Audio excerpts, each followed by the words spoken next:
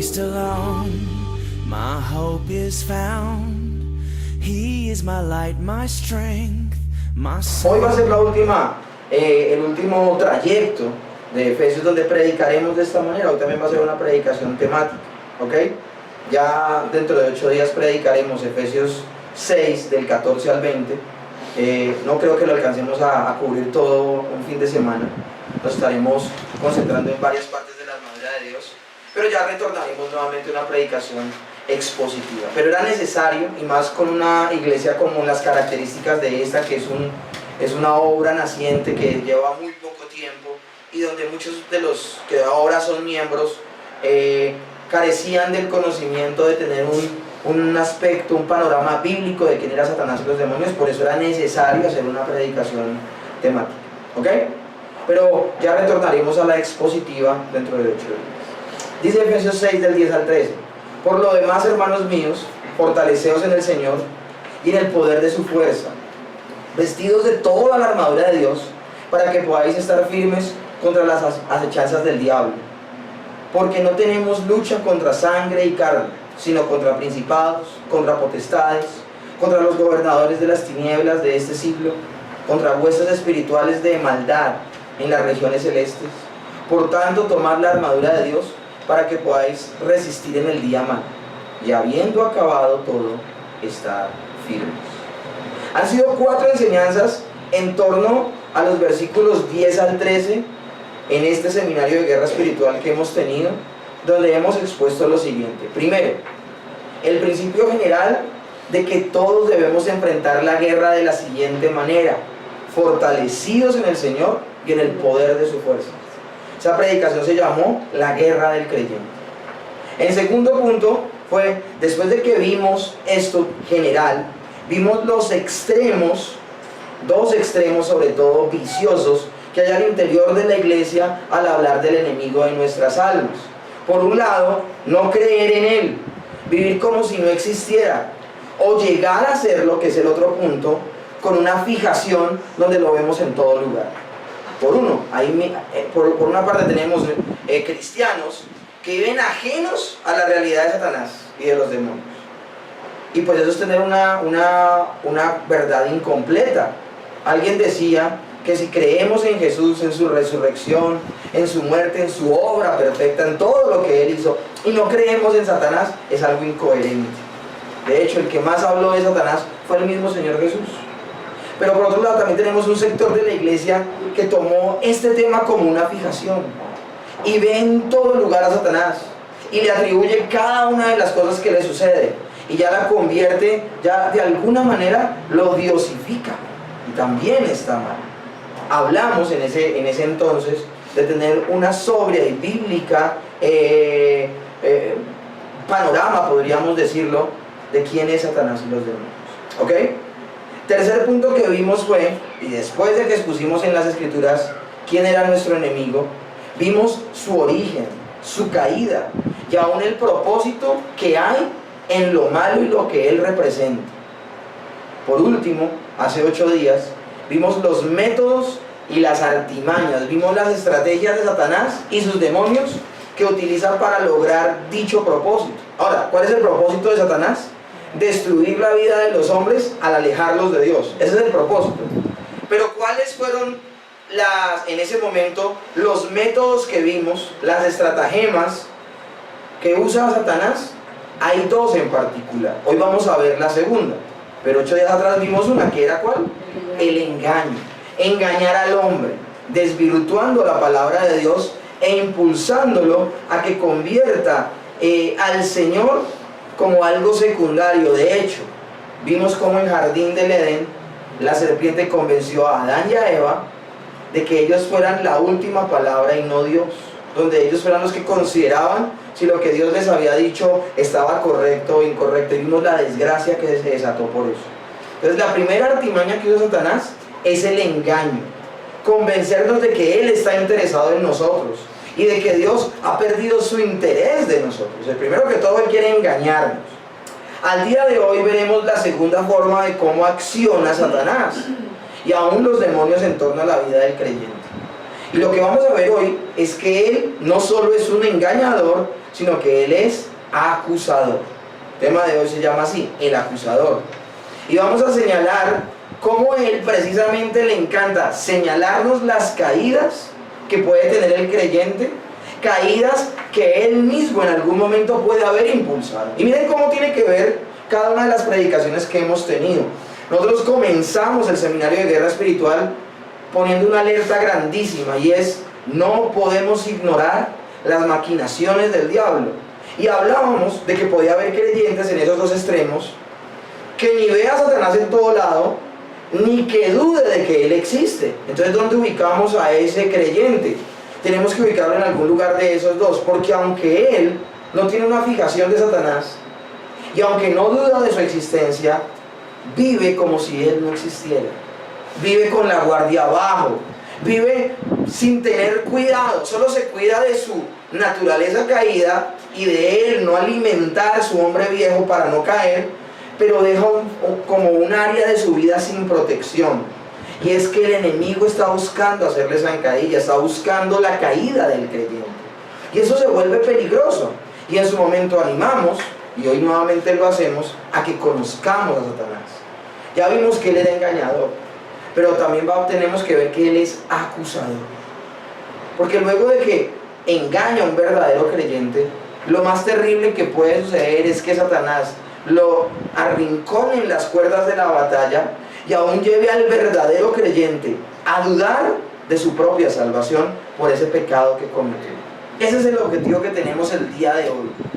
Esto con el objetivo de que el creyente no se desaliente en su camino de santificación, que puede suceder. Ese es precisamente el significado del nombre Satanás. Satanás o diablo, el engañador, pero también el acusador. Y antes de entrar en materia, antes de tocar algunos textos bíblicos, me gustaría usar una introducción maravillosa. Yo no sé si nosotros somos conscientes de qué fue lo que sucedió con Martín Lutero. Martín Lutero, desde que él se convirtió en monje, él siempre tuvo una lucha con su propio pecado. O sea, uno puede ver la obra de Dios en la vida de Martín Lutero, no solo con lo claro que en algún momento llegó a ver las Escrituras y a interpretarlas correctamente, sino que nosotros vemos la obra de Dios desde antes.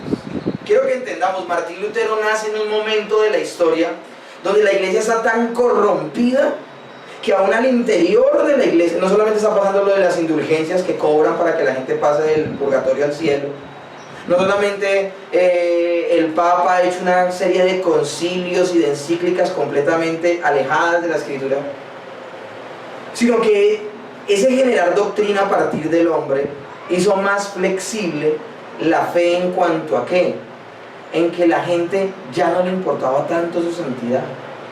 Y por esa razón era fácil ver monjes frecuentando prostitutas, ver personas del clero aprovechándose de las viudas, tanto sexual como económicamente.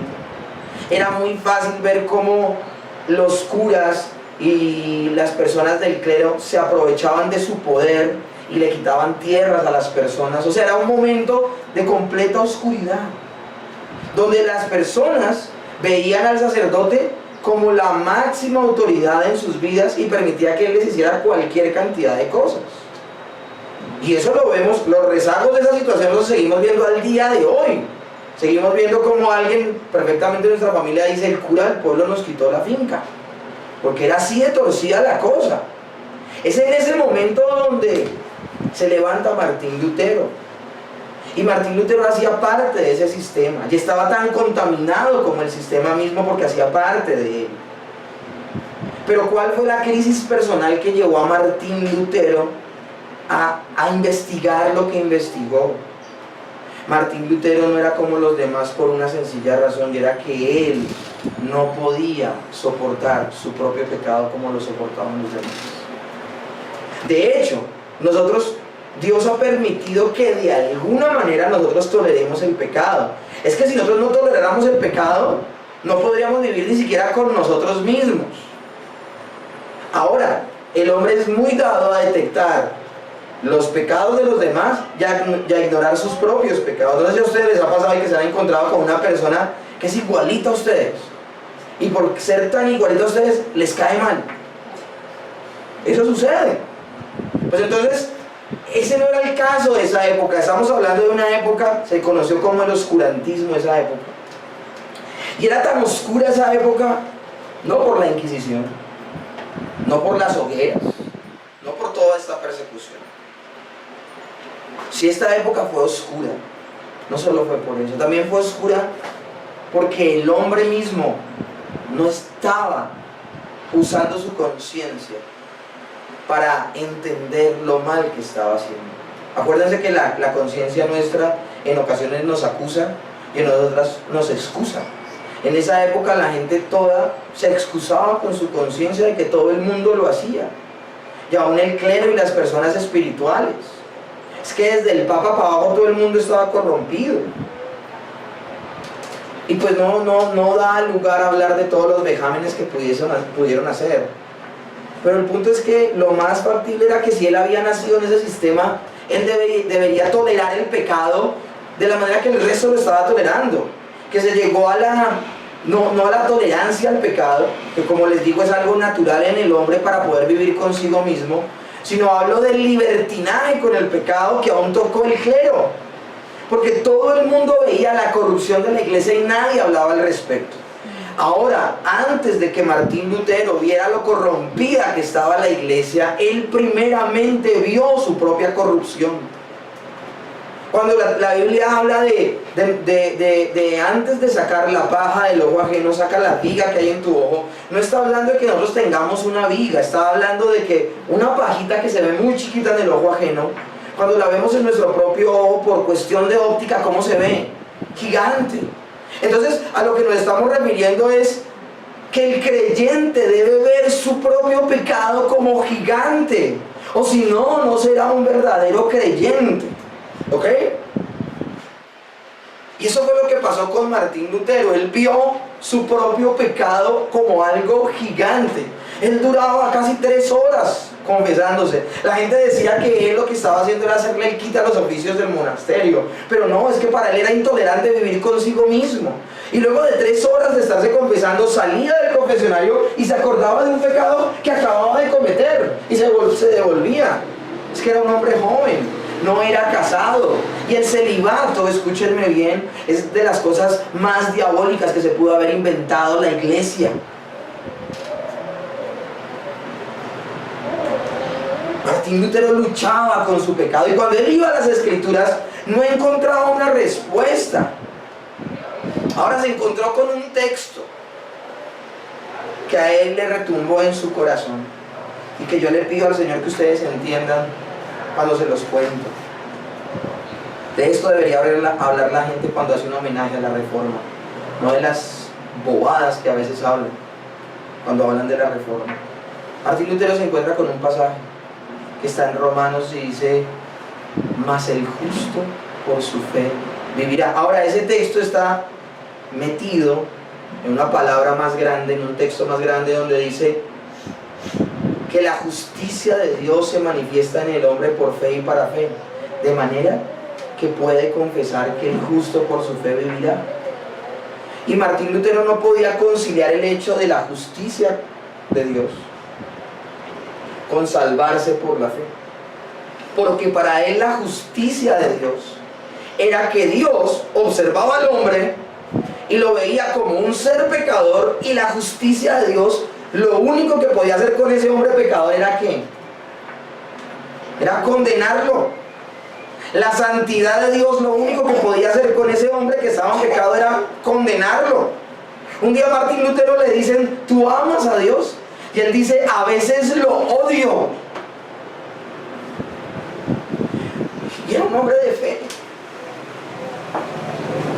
Y uno a veces no entiende por qué pasa eso. Porque él podía querer buscar a Dios, quería amarlo, pero no encontraba el camino para agradarle. ¿Por qué? Porque él entendía la justicia de Dios como que Dios castigaba al pecador, punto, se acabó. Así se lo había enseñado la iglesia. Nadie le había enseñado a leer la carta a Romanos como lo escribió en su momento Pablo. Y leyó ese bendito texto tal vez 1000 veces y no lo entendía. Hasta que clama al Señor y le dice, por favor, hazme comprender. ¿A qué se refería Pablo cuando decía que la justicia de Dios se manifiesta en el hombre por fe y para fe? ¿Qué significa? ¿Cómo asocio justicia divina con fe? ¿Cómo? Y le dio 10.000 vueltas a esa bendita carta y trató de leerla. Le pidió al Señor iluminación, ¿no? Que le revelara, porque ya Dios había revelado esa verdad a Pablo. Sencillamente él, por vivir en un tiempo de oscuridad, de oscurantismo, no entendía ese pasaje. Hasta que por fin, leyendo el contexto de la carta, él comprendió algo que hasta ese momento nadie había comprendido. Y era que cuando el Señor, o bueno, nadie de su época, ¿no? Porque la gente del primero, segundo, tercer, cuarto siglo entendía a lo que se refería Pablo. Pero como la gente abandonó la escritura, la gente empezó a darle unas interpretaciones todas locas, se olvidó una verdad fundamental al predicar el evangelio. Cuando el apóstol Pablo habla de la justicia de Dios, no se refiere a que el Señor castigue el pecado, que lo sigue haciendo, sino que al predicar el evangelio, cuando el Señor se refiere a la justicia de Dios, se refiere a que el Señor hizo justicia. Dios el Padre hizo justicia, calmó su ira en la persona de Jesucristo, que ha sido el único ser que ha vivido de una manera que perfecta. Y cuando él entendió que Pablo, cuando hablaba de la justicia de Dios, se refería a la vida perfecta del Señor Jesucristo, a su muerte perfecta, a su sacrificio perfecto y a su resurrección, entendió y pudo asociar que aquel que cree en la justicia de Dios, en ese contexto, aquel que cree que Jesús pagó por sus pecados, puede, escúchenme bien, correr a Dios. Dice Martín Lutero que cayeron de su cuerpo toneladas de peso y dio gloria a Dios, porque la Biblia hablaba de lo que él siempre había sabido, de que no había una forma de agradar a Dios. Pero ese no haber forma de agradar a Dios por mucho tiempo lo volvió un ser miserable a él, porque no encontraba esperanza. Pero cuando a través de la Escritura comprende que si deposita su fe en el Hijo de Dios, las justicias de Cristo le son imputadas a él, será salvo, entendió lo que significaba, mas el justo por su fe vivirá. Y él determina desde ese momento descansar en la obra de Cristo. Porque se convierte en una estrategia de Satanás contra los creyentes el acusar. Porque, mis hermanos, de todo lo que nos acuse Satanás, les tengo que decir algo que es terriblemente cierto. De todo lo que nos acuse Satanás, tal vez todo, la mayoría, un 80, 90% es cierto. Él no nos va a acusar de algo que sabe que no es verdad, pero él tratará de que perdamos de vista otra gran verdad.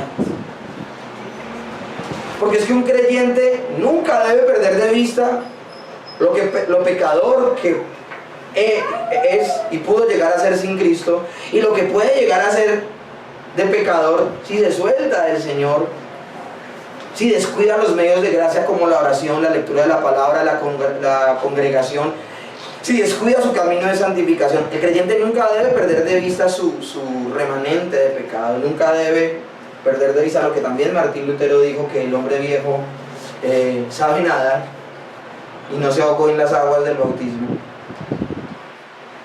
Pero tampoco podemos perder de vista la verdad de que ese hombre imperfecto, si corre a Cristo, será salvo. Martín Lutero no fue el único que vivió esta guerra, esta lucha terrible. Charles Spurgeon, hemos oído hablar de él mucho tiempo. Charles Spurgeon nace en un hogar cristiano, pero en su juventud él no lograba la consagración. Él no lograba poner en orden su vida y alinearla a las Escrituras. Dice él, considero que no había nacido de nuevo, porque uno no es cristiano por nacer en un hogar cristiano. Y lo tremendo es que una mañana helada, cayendo nieve, fue a una iglesia. Y en ese pueblo el pastor no pudo llegar a la predicación. La tormenta de nieve fue tan terrible que el pastor no pudo salir de su casa y no pudo llegar, y la congregación estaba lista para escuchar la predicación. Pero dentro de la congregación estaba el zapatero del pueblo. Y este hombre humilde, al ver la necesidad, no se pudo quedar allí sentado y se paró y él dijo: miren, yo no soy bueno hablando, no soy bueno predicando, soy el zapatero del pueblo, pero amo al Señor. Y lo que leí en estos días de la palabra, y les cita Isaías, donde les dice: mirad a Dios todos los términos de la tierra y sean salvos. Y solamente tocó ese texto y miró al auditorio, y entre ellos de pasadita vio a Spurgeon. No como ahora que Dios me muestra, no, de pasadita. Sencillamente declaró públicamente: no sé qué tan lejos estés del Señor, no sé qué tan pecador te sientas, no sé qué tan bajo hayas caído, solo si hoy miras a Cristo, no importa qué tan lejos estés de Él ni en qué punto cardinal te encuentres, si solo miras a Cristo serás salvo. Dice que en ese momento Spurgeon vio a Jesús y fue salvo. Pero como no solo me puedo quedar en ejemplos, tengo que ir a la escritura, quiero leerles un pasaje. Zacarías capítulo 3, verso 1 dice lo siguiente: me mostró al sumo sacerdote Josué, el cual estaba delante del ángel de Jehová, y Satanás estaba a su mano derecha para acusarle. Vuelvo y repito, Zacarías 3, verso 1. Me mostró al sumo sacerdote Josué, el cual estaba delante del ángel de Jehová, y Satanás estaba a su mano derecha para acusarle.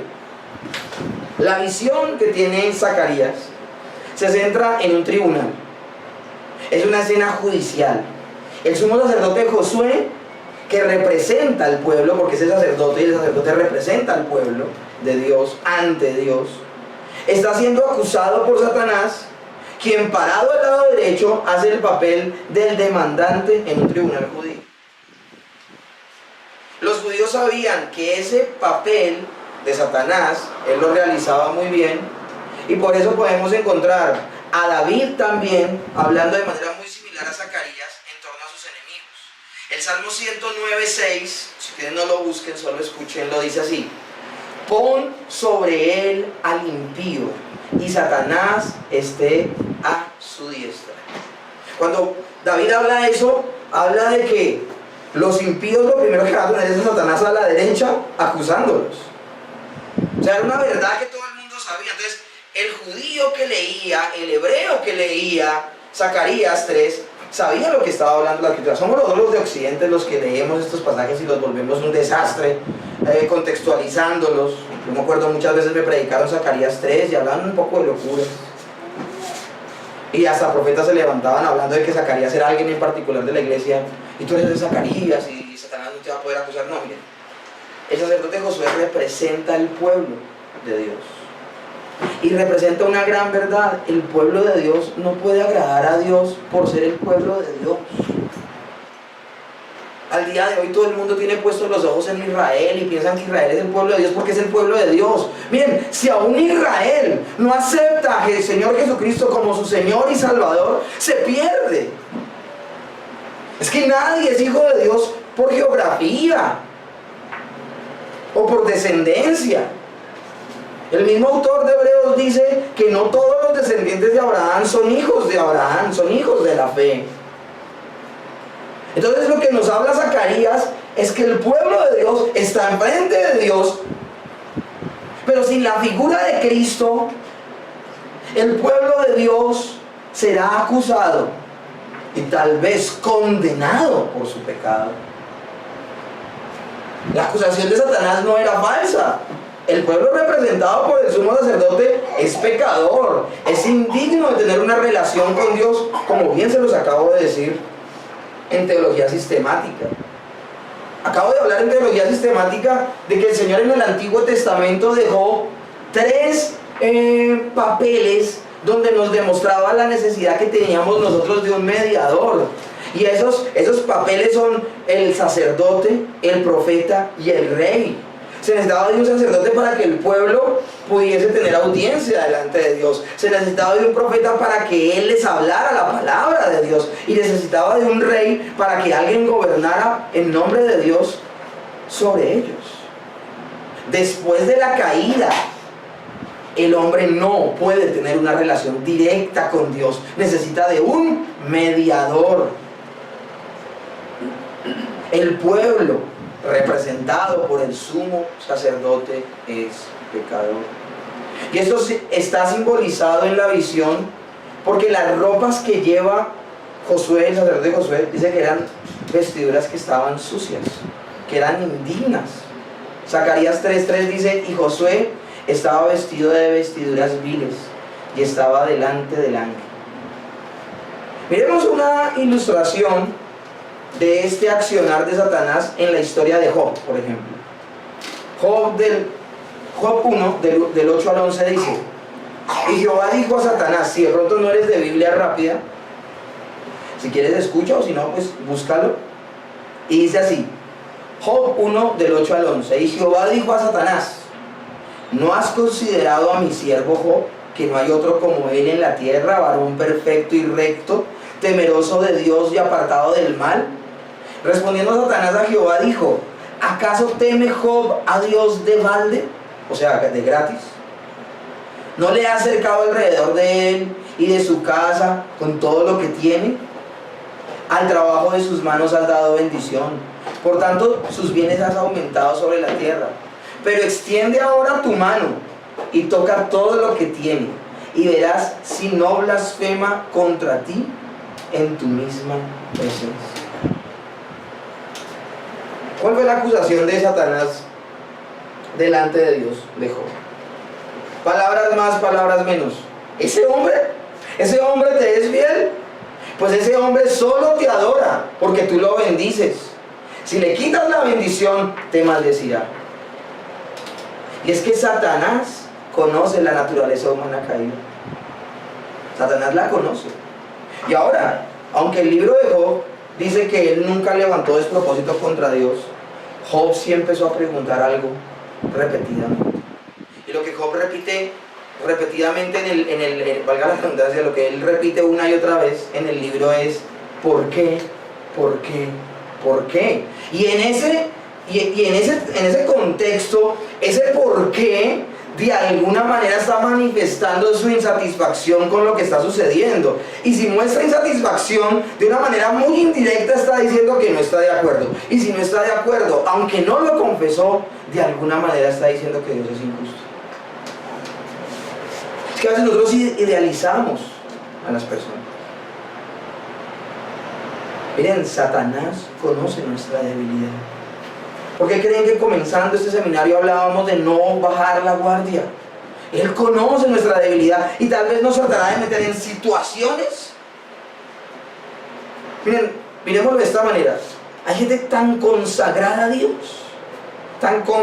Dios, que si pierde de vista a Satanás y Satanás logra hacerlos caer, esas personas son tan consagradas a Dios, porque existen personas consagradas a Dios pero débiles doctrinalmente. Una persona tan consagrada a Dios que caiga de una manera terrible, vulgar, vergonzosa, si esta persona no está firme en su doctrina y en su fe, puede perder la fe. Porque hay personas que depositan su confianza no en la palabra de Dios, sino en que ellos han hecho su parte. ¿Me comprenden? Y aunque creen en la salvación por la fe y no en la salvación por obras, terminas transitando un evangelio de obras, porque el día que caen, si no están firmes en la verdad de las Escrituras, que es por las justicias de Cristo y no por sus propias justicias, puede consumirlos la culpa. El tema de hoy es de pinzas. Es un tema que tal vez un no creyente no lo va a entender. Es un tema para creyentes. Pero regresando a Zacarías, podríamos imaginar las palabras de Satanás ante Dios diciéndole: ¿cómo es posible que un Dios santo como tú permitas que un pueblo pecador se relacione contigo? ¿Saben cómo algunos escritores y teólogos llaman a Satanás? Lo llaman el teólogo. Porque él sabe. Él sabe. Me gusta cómo lo retrata C.S. Lewis en las Crónicas de Narnia. Edmund vende a Narnia por unos dulces. Edmund es uno de los pequeños niños de los Pevensey. Las Crónicas de Narnia es una manera donde C.S. Lewis escribe verdades bíblicas para contárselas a los niños. Y Edmund vende la verdad por unos dulces. Y luego la bruja que representa a Satanás viene delante de Aslan, que es el que representa a Jesús, y le dice a la bruja: los estatutos de Narnia dicen que él me pertenece. Una cosa terrible, uno le tiembla cuando uno ve esa escena o cuando la lees en el libro. Porque Satanás sabe. Y Satanás, la mayoría de los casos, nos va a acusar de cosas que son verdaderas. Claro que la acusación de Satanás es válida. Es imposible que un Dios santo se relacione con un ser pecador. Pero la visión que estamos leyendo aquí en Zacarías señala que es posible porque Dios mismo lo viste de justicia. La palabra que descubrió Martín Lutero: justicia. Y aquí me encanta porque en estos textos es donde se revela Cristo en el Antiguo Testamento. Esto es lo que paga la boleta cuando uno viene a la iglesia. Que la predicación, de alguna manera, si prediquemos algo nada que ver, nos muestre a Cristo. Porque todo, como el dicho de los abuelos de que todo camino conduce a Roma, todo verso de las Escrituras debería conducirnos a Cristo. Zacarías 3, 1 al 2 dice: me mostró al sumo sacerdote Josué, el cual estaba delante del ángel de Jehová. Y acuérdense que el término ángel de Jehová habla de la segunda persona de Dios, habla del verbo. El ángel de Jehová no está hablando ni de Gabriel ni de Miguel. Cuando ustedes lean en la Biblia, el ángel de Jehová está hablando del que luego va a ser el Hijo, es el verbo. Y Satanás estaba a su mano derecha para acusarle. Y le dijo Jehová a Satanás: Jehová te reprenda, oh Satanás. Jehová, que ha escogido a Jerusalén, te reprenda. ¿No es este un tizón arrebatado del incendio? Y hermanos, eso somos nosotros los creyentes. Somos un tizón arrebatados del infierno, porque nosotros merecíamos el infierno. Si algo nos merecíamos nosotros con todo nuestro ser, era el infierno. Cada creyente es un tizón arrebatado del fuego. Ese era nuestro verdadero lugar. Ahora, me encanta cómo lo dice el texto, porque habla de la pluralidad de la Trinidad cuando defiende al pueblo. Me mostró al sumo sacerdote Josué, el cual estaba delante del ángel de Jehová, y Satanás estaba en su mano derecha para acusarle. Lo está acusando Satanás. Pero miren lo que dice: y dijo Jehová a Satanás. Y Jehová, el nombre de Jehová, el yo soy el que soy, incluye a toda la Trinidad. No fue el Padre el que respondió, no fue el Hijo el que respondió, no fue el Espíritu Santo solo el que respondió. La Trinidad completa respondió. Y dijo Jehová a Satanás: Jehová te reprenda. ¿Saben quién calla la acusación de Satanás? La acusación de Satanás la calla el Dios Trino, el Padre que planeó un maravilloso, volvámoslo a decir, plan de redención. El Hijo que lo ejecutó y el Espíritu Santo que lo confirma en nuestros corazones. El Padre que decretó la salvación de cada uno de los escogidos desde antes de la fundación del mundo. El Hijo que intercede a la derecha del Padre de día y de noche por sus escogidos. Y el Espíritu Santo que habita dentro de nosotros y que gime con gemidos indecibles dentro de nosotros Porque escúchenme bien, el Espíritu Santo gime, le duele vivir dentro del cuerpo de un hombre pecador. Eso es lo que significa ese texto de Romanos 8. No significa hablar en lenguas. Cuando la Biblia habla de que el Espíritu Santo gime a una por nosotros con gemidos indecibles, significa que el Espíritu Santo le duele vivir dentro de nosotros, porque el Espíritu Santo es el Dios Santo y sufre por vivir dentro del cuerpo de un hombre pecador. Pero ¿saben qué hace? Sus gemidos indecibles nos llenan de convicción de pecado. Nos llenan de incomodidad. La presencia del Espíritu Santo nos conmueve, nos mueve a abandonar el pecado. El mismo Dios Trino se levanta en cada uno de sus escenarios, en cada uno de sus roles, en cada una de las personas de la Trinidad, y nos defiende delante de la acusación del diablo. El sumo sacerdote representa al pueblo de Dios, un grupo de gente arrebatada del infierno. Qué maravillosa ilustración la que Dios ha hecho de su pueblo en este pasaje. Y Josué estaba vestido, de vestiduras viles, y estaba delante. Y habló el ángel y mandó a los que estaban delante de él, diciendo: quítenle esas vestiduras viles. Y a él le dijo: mira que te he quitado de ti tu pecado, y te he hecho vestir de ropas de gala.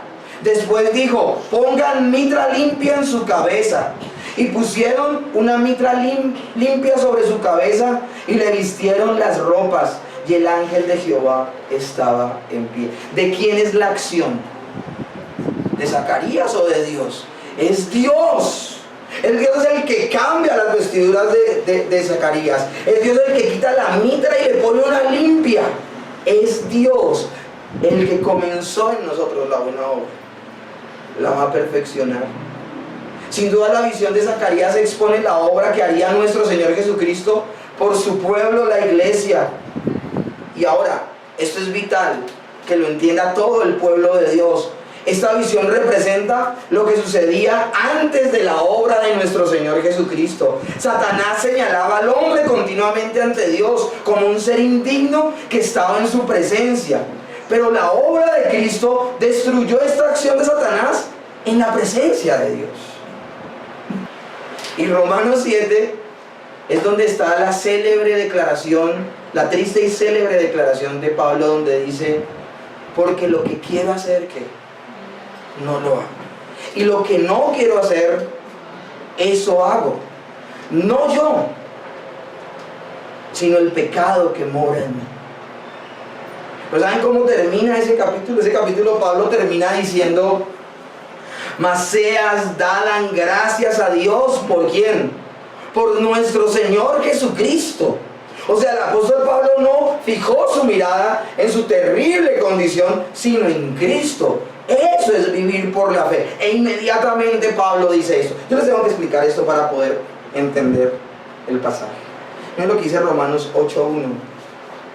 Luego de ser acusado, luego de entender su propia maldad, pero al comparar esa maldad con la obra de Cristo y abrazar a Cristo, miren el consejo del mismo apóstol Pablo. Ahora pues, ninguna condenación hay para los que están en Cristo Jesús.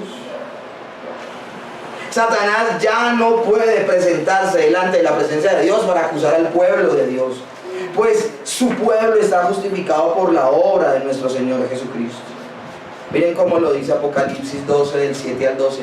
Después hubo una gran batalla en el cielo. Miguel y sus ángeles luchaban contra el dragón, y luchaba el dragón y sus ángeles, pero no prevalecieron, ni se halló ya lugar para ellos en el cielo. Y fue lanzado fuera el gran dragón, la serpiente antigua que se llama Diablo y Satanás, el cual engaña al mundo entero. Fue arrojado a la tierra, y sus ángeles fueron arrojados con él. Entonces oí una gran voz en el cielo que decía: ahora ha venido la salvación, el poder y el reino de nuestro Dios y la autoridad de su Cristo, porque ha sido lanzado fuera el acusador de nuestros hermanos, el que los acusaba delante de nuestro Dios día y noche. Y ellos le han vencido por medio de la sangre del Cordero y de la palabra del testimonio de ellos, y menospreciaron sus vidas hasta la muerte. Por lo cual, alegraos cielos y los que moran en ellos. Ay de los moradores de la tierra y del mar, porque el diablo ha descendido a vosotros con gran ira, sabiendo que les queda poco tiempo. ¿Cuándo vence Satanás? Satanás vence cuando sigue haciendo una obra que ya no le compete hacer. Cuando sigue haciendo una obra y la persona sobre la cual cae la acusación del diablo ignora voluntariamente a Cristo. ¿Me comprenden? Esas son las personas condenadas. ¿Sienten por qué es tan importante predicarle a este mundo de Cristo? ¿Sienten por qué es tan importante en este mundo predicar de la salvación por gracia? ¿De la salvación por fe? ¿De exaltar las Escrituras? ¿De hablar de solo Cristo, de solo la gloria para Dios? Dice Steinmaker lo siguiente: a lo largo de la historia, hasta la ascensión de Jesús, Satanás podía presentarse a la presencia de Dios. Cuando Jesús completó su obra mediadora en la tierra, ascendió al cielo y pasó a ocupar el lugar a la diestra de Dios. ¿Dónde acusaba Satanás a las personas en el Antiguo Testamento? ¿Dónde los acusaba? A la derecha. ¿Quién tomó ese lugar? Esta verdad me pone a mí la piel de gallina. Me dan ganas de llorar. Porque es por eso que nosotros nos salvamos. ¿Quién ocupaba ese lugar antes? Satanás. Y ahora ¿quién ocupa ese lugar? Cristo. Pero hay gente que lo ignora. Y esa ignorancia los va a matar perpetuamente. Su entrada al cielo hizo imposible que Satanás llegara a la presencia de Dios para acusar a los santos. Nadie puede ocupar ese lugar dos veces. Lejos de aceptar la realidad de su derrota, Satanás y sus demonios se enfrentaron con el arcángel Miguel y a sus formidables huestes celestiales, quienes lo expulsaron del cielo. Eso es lo que significa este pasaje de Apocalipsis.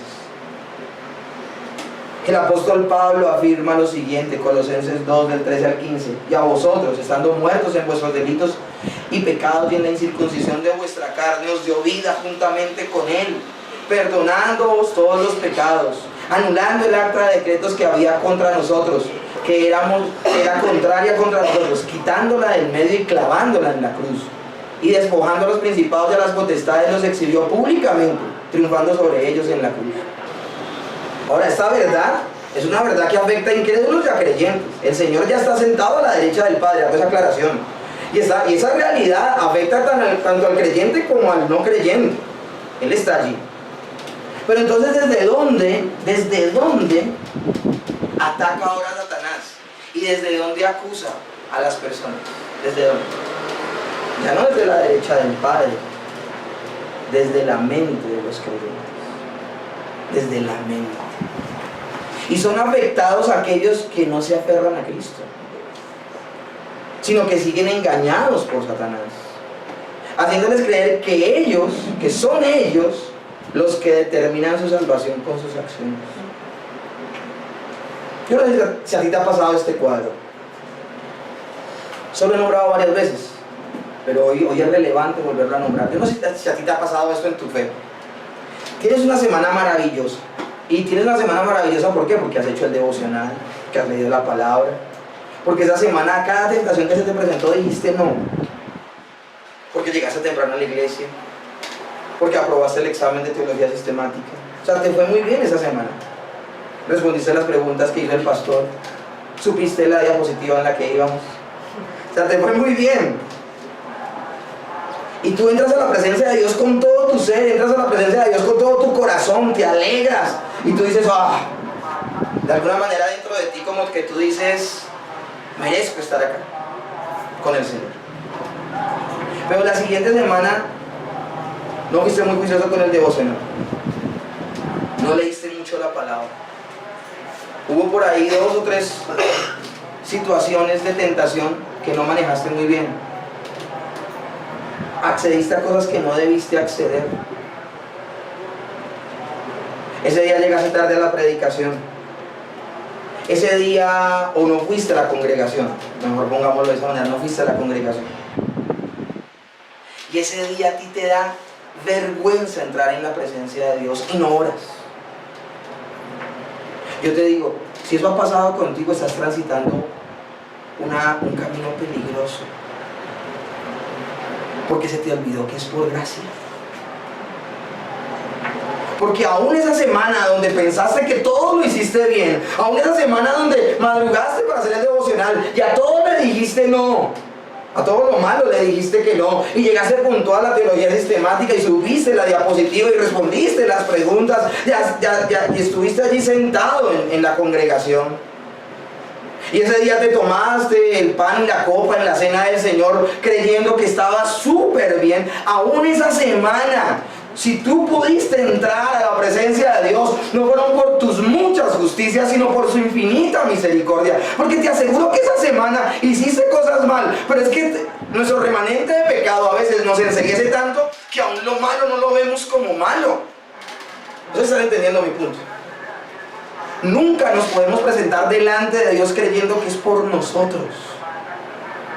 Siempre es por Él. El Salmo lo dice, no por nuestras muchas justicias, sino por tu infinita misericordia. Satanás acusó a Job a la derecha del Padre. Pero luego de que Jesús muere en la cruz, vive una vida perfecta,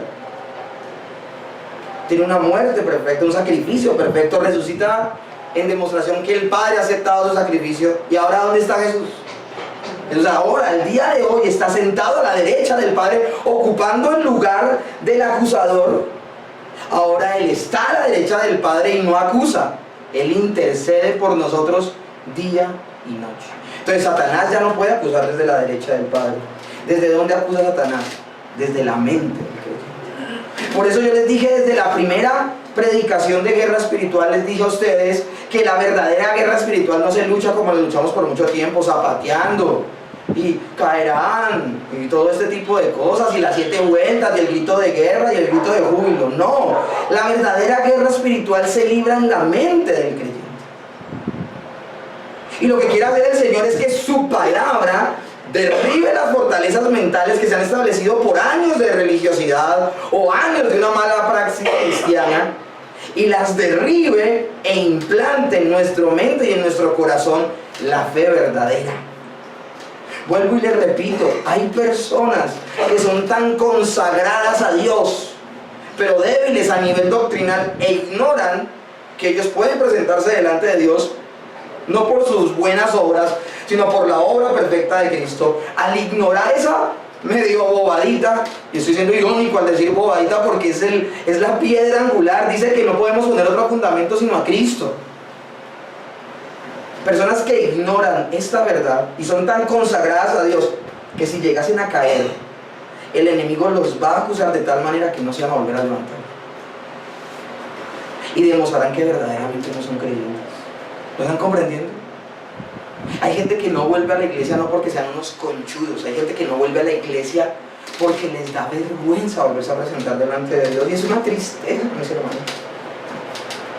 Es una tristeza que haya gente en la casa muriéndose de vergüenza y no le dan la cara a Dios, porque eso lo único que está demostrando es que ellos no entendieron quién es el Mesías.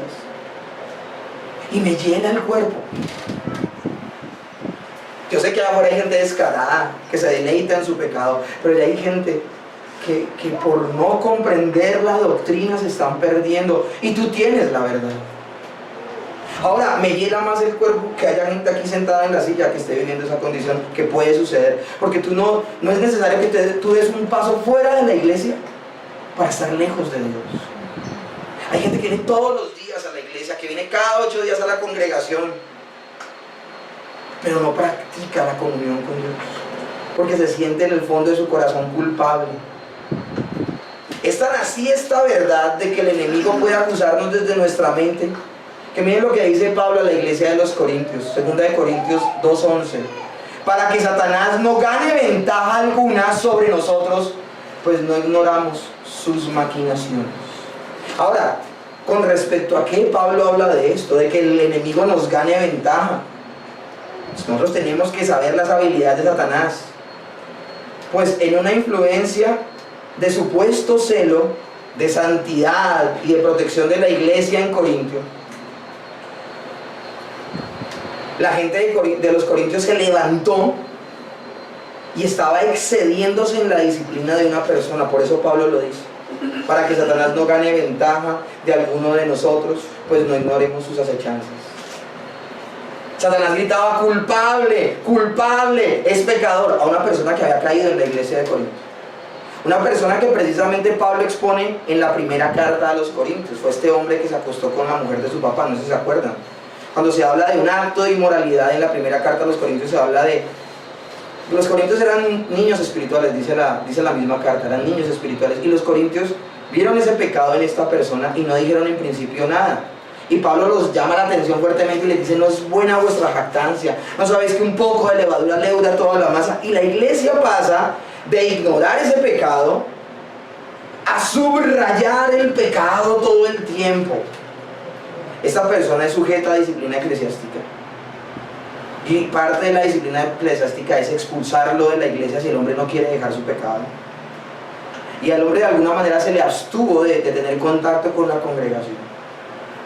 Pero Pablo conoce las maquinaciones del enemigo. Y Pablo siempre ha ejercido la disciplina eclesiástica creyendo que la persona sobre la cual se ejerce la disciplina eclesiástica es un creyente. Un pastor debe siempre creer que la persona sobre la cual se ejerce la disciplina es un creyente, para poderlo ayudar. ¿Me comprenden? Y miren lo que escribe Pablo a la iglesia de los Corintios, que en un momento nunca pusieron atención a ese pecado, y luego cuando Pablo les dice: pilas, porque un pecado así se puede contaminar, pasan al otro lado y se vuelven, ya mejor dicho, implacables. Miren lo que les dice Pablo: pero si alguno me ha causado tristeza, no me la ha causado a mí solo, sino en cierto modo, no por exagerar, a todos vosotros. Le está hablando a esta persona que pecó, le está diciendo: cuando tú pecaste, no solo tu pecado te afectó a ti, afectó a toda la congregación. Y dice: le baste a tal persona esta reprensión hecha por muchos. O sea, toda la iglesia le llamó la atención. Dice que eso le baste. Así que, al contrario, vosotros más bien debéis perdonarlo y consolarlo, para que no sea consumido de demasiada tristeza. Lo que les está diciendo es: si el hombre se arrepintió, recíbalo nuevamente en la congregación, porque si no lo hacen, al mal lo va a consumir la culpa y no va a entender el amor de Dios. ¿Me están comprendiendo? Por lo cual os ruego que confirméis el amor para con él, porque también para este fin os escribí, para tener la prueba de si vosotros sois obedientes en todo. Y al que vosotros perdonéis, yo también, porque también yo lo he perdonado. Si algo he perdonado, por vosotros lo he hecho en presencia de Cristo, para que Satanás no gane ventaja alguna sobre nosotros, pues no ignoramos sus maquinaciones. Ya están entendiendo en dónde estaba encumbrado el texto que leí. Pablo lo que está diciendo, palabras más, palabras menos, es que aún al interior de la iglesia hay creyentes que pueden sentir culpa y por ella poderse perder. Al interior de la iglesia puede haber personas con una lucha terrible en su interior y se están creyendo el cuento de Satanás que les está diciendo: no puedes cambiar. Y se están creyendo el cuento de Satanás donde dice: lo que hiciste fue tan terrible que Dios no lo puede perdonar. Y te estás creyendo cada palabra que el enemigo te está diciendo, por perder de vista que la salvación de Dios es por gracia, cosa que a la gente le da miedo hoy predicar, porque piensan que la gente se va a llenar de libertinaje y va a vivir como se le dé la gana. Si una persona a la cual yo le predico que la salvación es por gracia y eso lo motiva a vivir de una manera libertina, esa persona no es un verdadero creyente, porque un verdadero creyente, la lectura que le da el amor de Dios no es aprovecharse de él, es con toda su fuerza retribuirle, cosa que no podemos. Pero el verdadero creyente entiende que no se merece su salvación y aún así el Señor lo salvó, que de ahí en adelante con su vida va a demostrar que cambió. No es su cambio lo que lo salva, su cambio es la respuesta natural de que no merecía su salvación.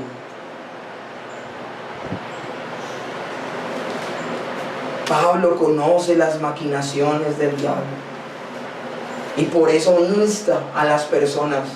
Y por eso se ha vuelto tan importante en este momento y en cada momento de la iglesia que nuestra fe sea bíblica. Que desde el púlpito nunca se motive a las personas con un moralismo barato, que es lo que pasa hoy domingo. En muchas congregaciones se está predicando no el evangelio, se está predicando de moralismo. Sé buen papá, sé buena mamá, sé buen hijo, sé buen empleado, sé buen cristiano.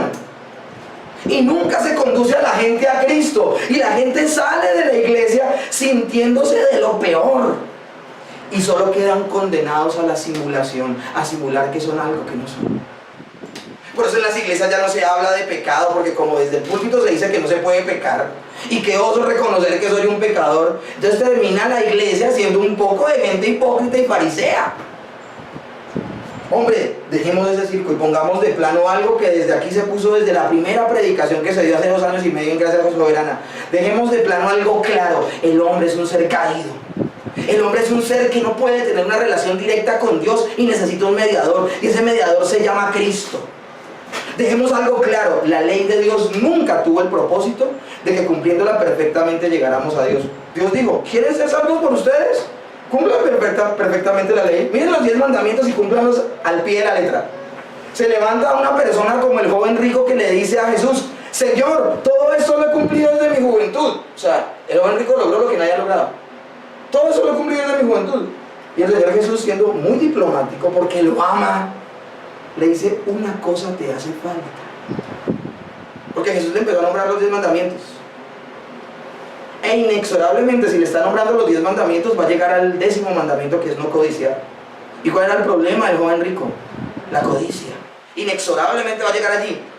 Esto lo dice muy diplomáticamente la Reina Valera, y a veces uno no lo entiende. Porque uno está leyendo el verso y dice: y el Señor Jesús le decía, guarda esto, esto, esto y esto. Y luego la Reina Valera dice: y el joven rico le respondió. Pero realmente lo que dice, y esto creo que lo dice mejor la Nueva Versión Internacional, bueno, yo no me acuerdo cuál traducción es la que lo dice, pero dice así: y el joven rico, interrumpiendo a Jesús, dijo. Porque el joven rico, ¿saben qué hizo? Metió su basura debajo del tapete. Y por eso dice: todo esto lo he guardado desde mi juventud. Hasta donde dijo Jesús, hasta ahí, todo esto, impidiendo que siguiera avanzando. Él trató de ser diplomático, pero luego le dice: una cosa te hace falta. Y ni siquiera se la nombró.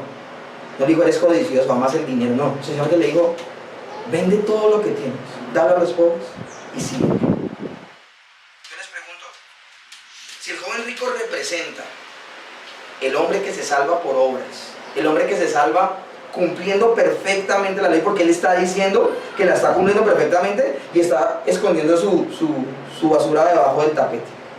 Miren, si esta historia termina diciendo que el joven rico vende todo, se lo da a los pobres y sigue a Jesús, estaría diciendo que sí cumplió perfectamente la ley. Pero ¿qué pasó con el joven rico? Dice que poniéndose muy triste, se fue.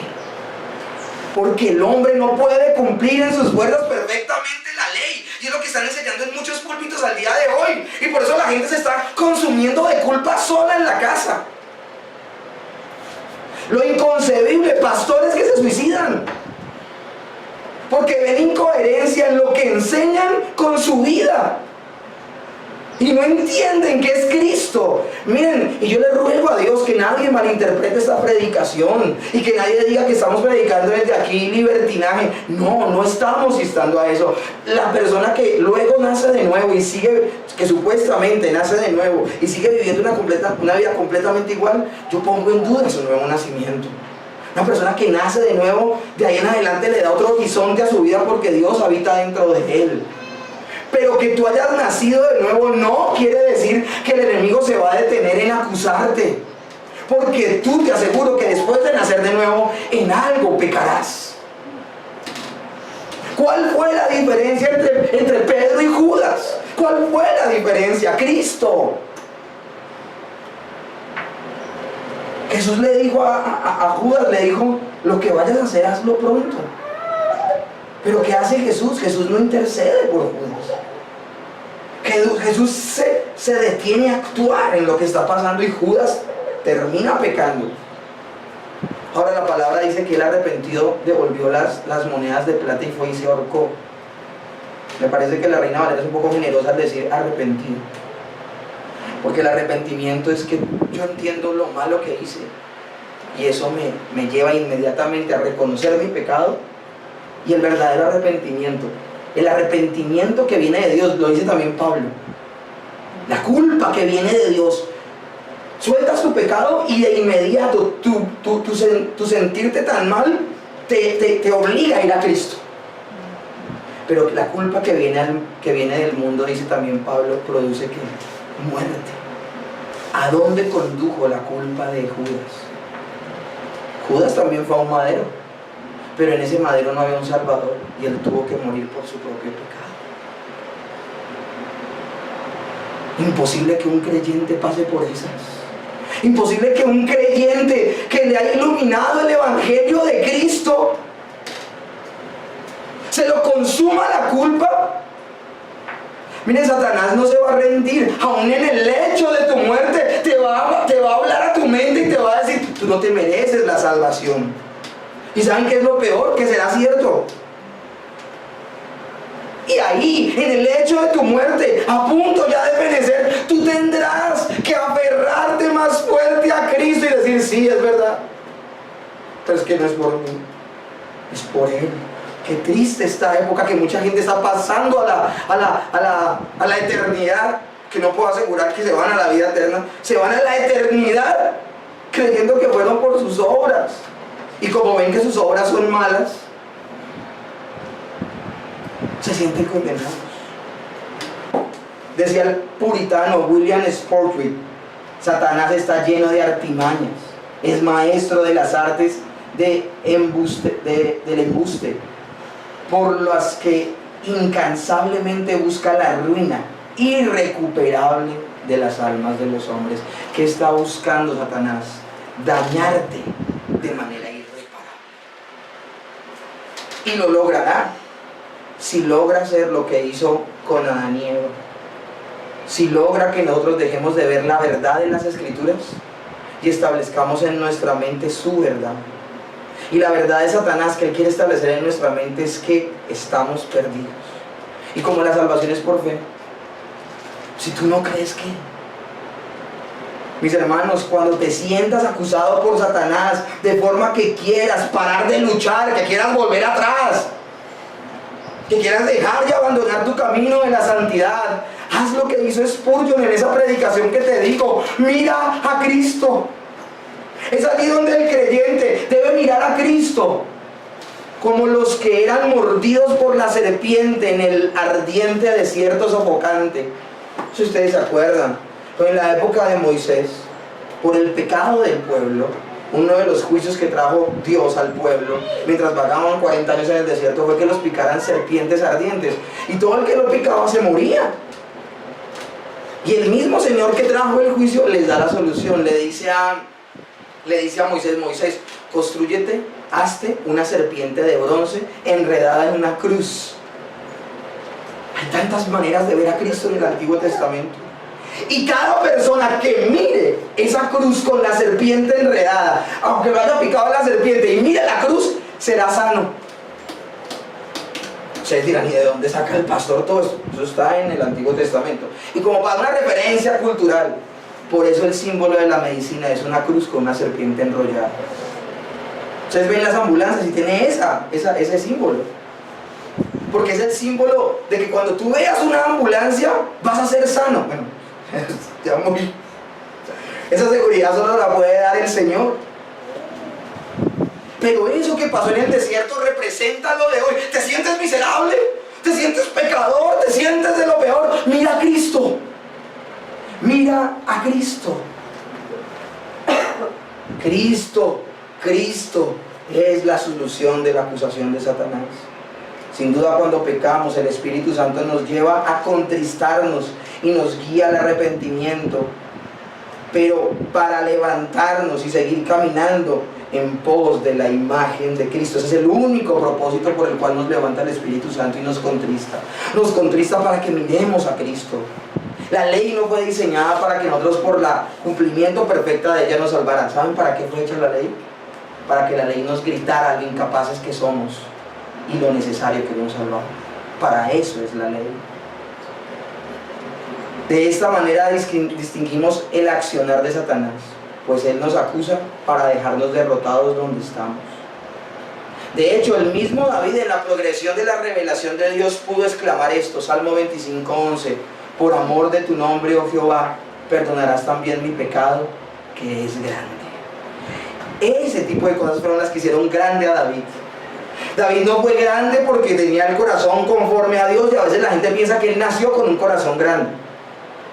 No, era que a pesar de ver lo inmenso de su pecado, él veía a Dios más inmenso que su propio pecado. Eso es fe. ¿Cómo no nosotros, que tenemos una revelación completa? David tuvo esa claridad sin tener una revelación completa de las Escrituras, sin haber visto a Cristo, pero conocía a Dios. Ahora que nosotros tenemos una revelación completa, todo lo que tenía que decir el Señor quedó encapsulado entre Génesis y Apocalipsis y está en la Biblia. Pablo en 1 Corintios 2:16 dice que nosotros tenemos la mente de Cristo, y cuando habla de que nosotros tenemos la mente de Cristo es que tenemos la Biblia. ¿Cuánto más nosotros vamos a tener esa seguridad? Debemos tener esa seguridad. Termino con esto. Un hombre del siglo XIX describió así esta verdad: pensé que debía obedecer la ley y fui con Moisés para establecer los términos con él, y me derribó a la primera ley que debía cumplir. Sabía que lo merecía y no me quejé. Me preparé y fui de nuevo, pero con un golpe más severo me mandó al suelo por segunda ocasión. Yo estaba sorprendido y le rogué que me escuchara, pero me echó del Sinaí y no me dio satisfacción. En mi desesperación fui al Calvario. Allí encontré a alguien quien tuvo piedad de mí, perdonó mis pecados y llenó mi corazón con su amor. Lo miré y su curativa misericordia penetró en mi ser, curando la enfermedad dentro de mí. Entonces regresé con Moisés para contarle lo que había sucedido. Me sonrió, estrechó mi mano y me felicitó de lo más cariñoso. Y desde entonces nunca me ha derribado de nuevo. Voy al Calvario, al Sinaí, y todos sus truenos están silenciosos. Todos los creyentes en medio de esta guerra espiritual tenemos momentos difíciles, se los aseguro. Tan seguro como lo debió haber tenido Pedro, de que nuestra vida va a ser pedida para ser zarandeada como a trigo, nosotros sí debemos escuchar ese consejo. Ahora les tengo muy buenas noticias. El Señor ha orado por cada uno de los creyentes, por cada uno de los escogidos, para que nuestra fe no falte. Y eso es lo que pasa con el creyente. El creyente tiene las herramientas para vencer la acusación del diablo, no porque tú y yo lo venzamos, sino porque Cristo ya lo venció. Nosotros no estamos condenados a esa imagen que le estoy condenando, porque nosotros sí, que les estoy contando, porque nosotros sí podemos escuchar el consejo de Dios. Nosotros sí podemos escuchar el consejo de Dios y decir: no caigas en la mentira del diablo. Y nos está diciendo hoy el Señor: corre a Cristo. ¿Quieres ver derrotado a Satanás en tu vida? Enfócate en Cristo. Recuerda quién eres tú en Cristo. Vence al mundo por la fe en Cristo. Da fruto en nombre de Cristo. No caigas en tentación por el amor de Cristo. Pon toda tu esperanza en Cristo. Confía en el poder de Cristo. Ámale y ama al pueblo de Cristo. Vive de manera que Cristo signifique todo para ti. Señor, en esta mañana yo te doy gracias. La guerra que estamos luchando es la guerra por la verdad. Tú has ocupado el lugar, Señor Jesús, de quien nos acusaba, y ahora intercedes por nosotros día y noche. Y esa intercesión más que durante las 24 horas del día haya más motivos para que nosotros nos salvemos. No, esa no es la intercesión que tú haces. Tú no estás todos los días diciendo: ay, mira lo bonito, mira esto, mira aquello, mira lo otro. Tú no estás diciendo lo que tal vez pasó en el cuadro con Job, porque no hay nada que mostrar. Por nada bueno de nosotros nos ganamos el cielo. Sencillamente tú, Señor Jesús, estás a la derecha del Padre todos los días, con tu presencia en ese lugar, diciendo que tu vida fue perfecta, que tu sacrificio fue el correcto, que nos salvaste. Y aún desde nuestro interior el Espíritu Santo gime a una, Y aunque le duele al Espíritu Santo vivir dentro de un ser pecador, nos mueve a dejar de pecar. Nos redarguye, nos constriñe, nos llena de insatisfacción, nos conduce a la palabra y a la oración, nos impulsa a la congregación. Un verdadero creyente dirá lo que dijo Jeremías. Jeremías quiso abandonar el predicar la palabra un día. Y dijo que quería callar la palabra. Pero luego dijo, me sedujiste, me atrajiste y me venciste, más fuerte fuiste que yo. El verdadero creyente, por más que encuentre en su ser motivos para condenarse, encontrará en ti un amor grande para salvarse. Gracias por tu palabra en esta mañana. En el nombre de Jesús. Amén.